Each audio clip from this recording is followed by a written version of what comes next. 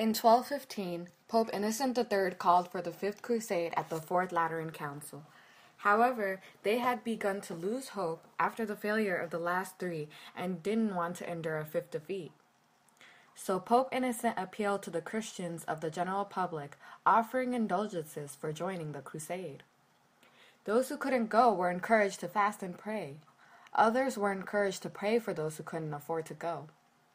Pope Innocent III and his successor Pope Honorius III organized armies led by Andrew II of Hungary and Leopold IV of Austria, enforcing that the crusade was to be led by the Church instead of the kings. However, Pope Innocent died on July 16, 1216, so his successor Pope Honorius III continued his preparations by finishing these plans for the attack through Egypt and putting armies together. Once the Crusaders reached Egypt, they launched an attack on Damietta, a key Egyptian settlement.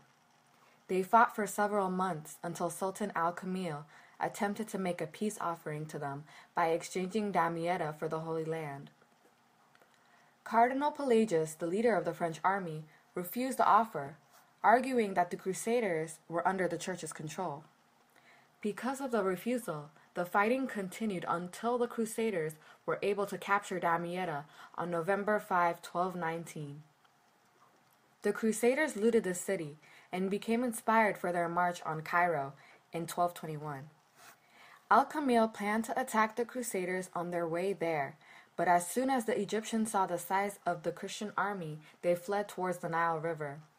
The Crusaders followed, but were trapped behind a flooded canal because they did not account for the constant flooding of the Nile. The Crusaders were low on provisions, so they began to retreat only to be attacked by the Egyptians on their way back. Thousands of men died.